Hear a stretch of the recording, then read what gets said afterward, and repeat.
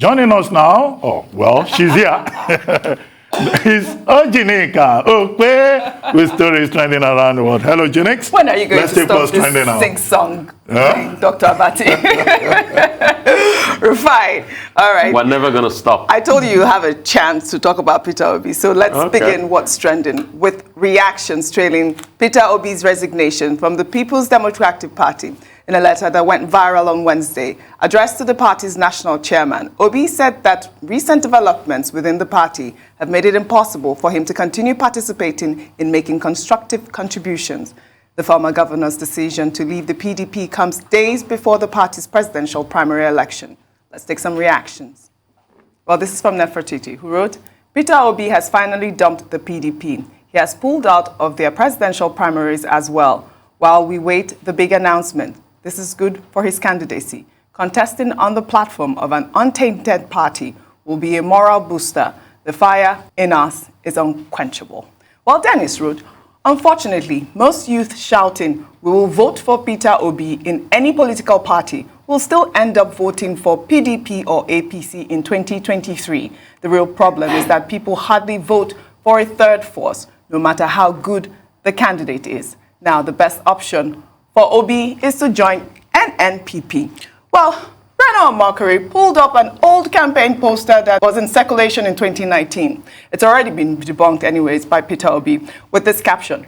Now, wow, so you guys want to displace Kwankwanso from his own party and place Peter Obi above him. We are watching.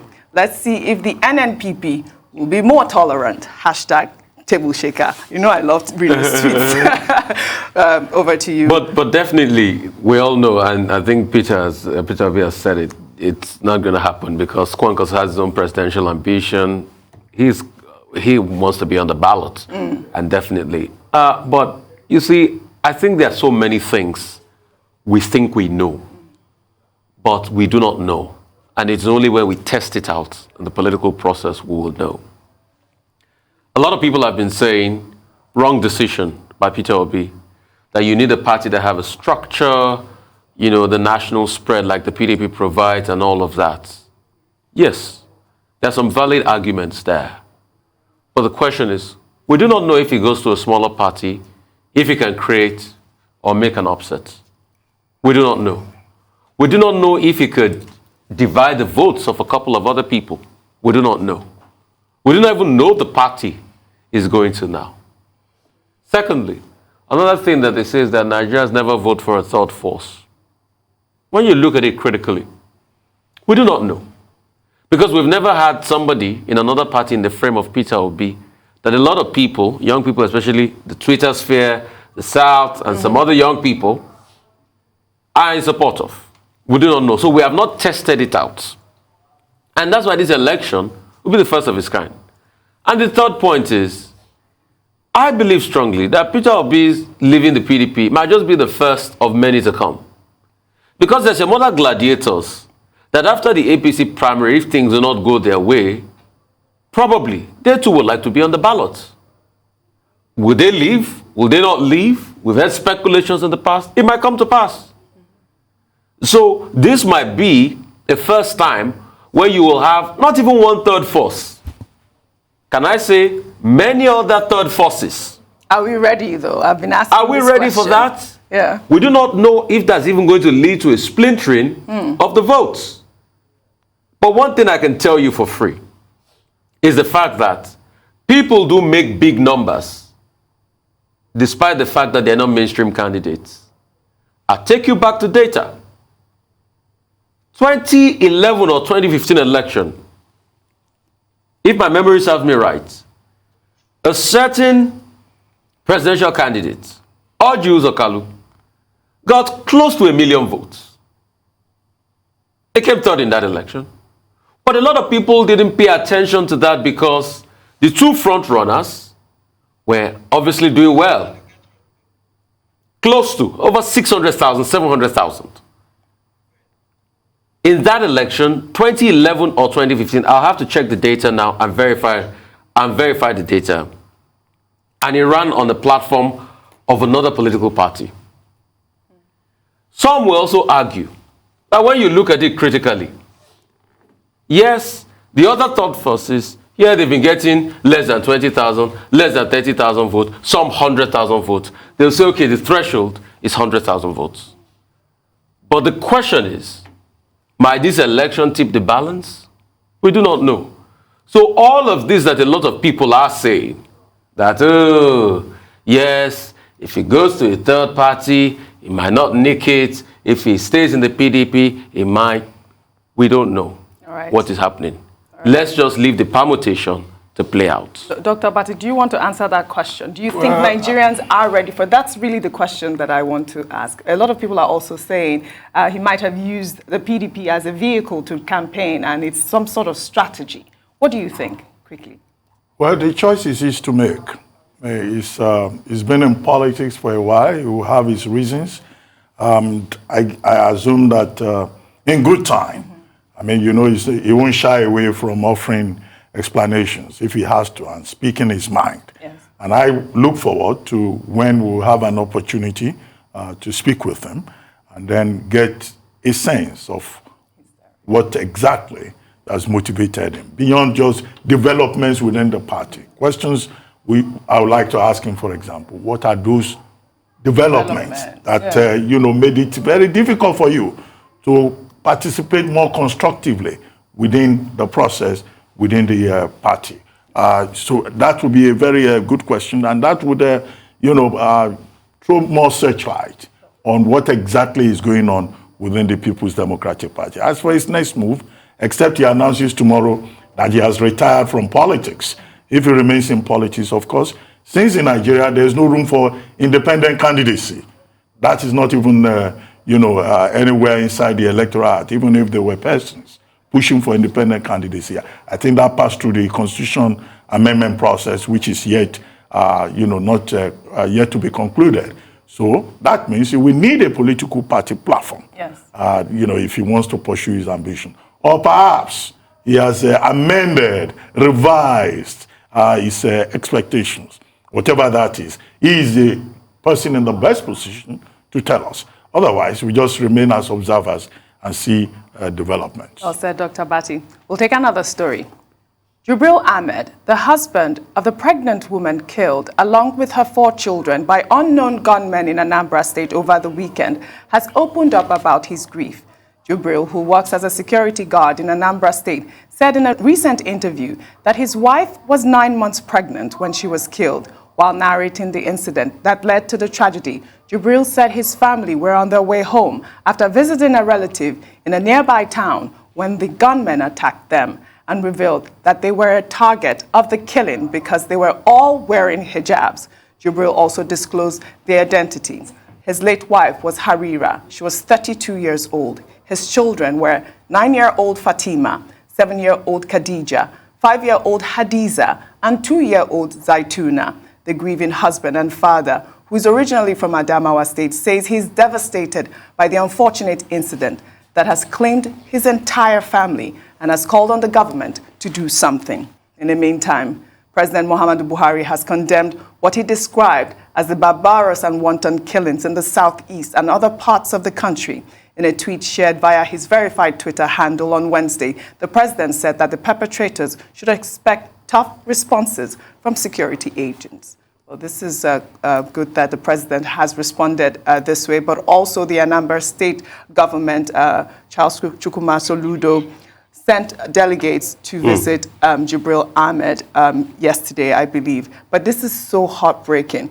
They are originally from Adamawa State, and one of the relatives said that they didn't even treat the corpse properly, so they're not even sure if they're going to be able to take the family back to Adamawa to bury them. This is so sad, and this needs to stop in the southeast. May their souls rest in peace. These are very horrific times for Nigerians. Let's not deceive ourselves. Any killing anywhere is barbaric, much less a woman and her children. But I'm happy at the response of the state governor, sending people out there to commiserate with them. But we must stop this culture of commiserations. It is a terrible culture. It is a reflection of our helplessness. And I don't want to believe Nigeria is helpless as regards the insecurity situation it faces. I don't want to believe that. Because if we truly are helpless, then the big question is, what is the state doing? From every part of this country, you see killings. This killing has led to a lot. Some are saying there was a reprisal action connected to it. There was a little skirmish in the marketplace somewhere in the north as a result of this. Why can't we fish out the people doing this? All of a sudden, Anambra has become a killing field. So we should all condemn the killing of Fatima and ensure that this never happens again. The governor gave a press statement yesterday. There's a curfew in place now in 8 local government areas of the state. Let's see how that pans out. That should definitely do something. But all our security agencies, their hands must be on deck, and they must try as much as possible to ensure that this doesn't repeat itself again. Well, the president has said that these killings remain condemnable. Yes, yes. Every right-thinking person should condemn what has happened. A whole family wiped out. And the husband says he is devastated. And understandably, he's not just devastated. All of us are devastated. All of us are unhappy that this has happened. Now the president says this will be met with the toughest possible reaction from the security agencies. Well, toughest possible reaction. This was a tweet. The most appropriate response from the president in this regard. And the toughest possible response. It's not. It's so vague. That's not what Nigerians are expecting. They expect action. I've seen some reactions, people saying talk is cheap. This is what we hear all the time, right? So, but what is government doing? What happened to the security architecture that cannot address the situation in the country? And the gentleman says that, look, he needed 30,000 naira to be able to claim the remains of members of his family. He didn't have the 30,000, or he had it, and he was advised that the way the bodies were kept, they were not, the bodies were in a very bad state, and it was better for him to do the burial in Anambra State. According to the head of the Hausa community in Anambra State, quoted in the papers, the corpses were buried yesterday. And, this man will live with this grief, I believe, for the rest of his life. And as for Anambra and the efforts of the governor, it's so unfortunate that not much progress is being made. The governor had made security a major area of priority. But this is in the same state where there have been attacks on 3 different local governments. Inewi local government, Idemili North local government, and Agwata local government. It is in the same Anambra in the last 1 month that Honorable Okoye was abducted for 6 days, and the next thing we saw was that he was beheaded, he was decapitated, and his head was hoisted on a pole at Chisco Park in Amici. I mean, what kind of thing is this? Horrible. It's in Olu, Imo State, last month. A sergeant and his wife, Private Gloria Matthew, they were also killed and they were beheaded. Unacceptable. So who are these headhunters that are all over Anambra now? Because they become headhunters. They kill somebody, they remove the head. So that in itself shows, is this the rise of cannibalism, of sheer cruelty? And then what we hear is that the security agencies will respond with the toughest possible response. So they could not respond in a tough manner to the people who were abducted in the Kaduna-bound train on March 28th. They could not respond in the toughest possible manner to the killing, lynching, the setting ablaze of Deborah Samuel. So these things are frightening. And as I said previously, in the context of the transition, electoral transition, nobody knows, what will happen at the end of the day. Well, we'll take a final story.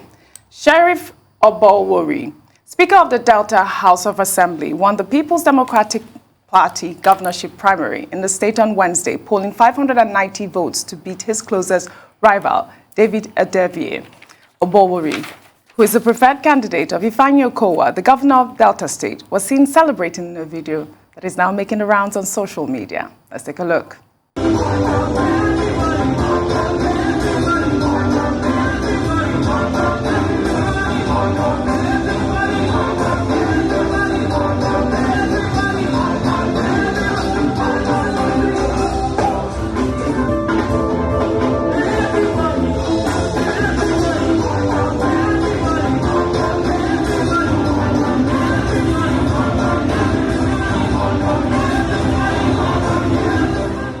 Well, all right, congratulations are in order. Unfortunately, we don't have much time to chat on the story. That's all I have on What's Trending.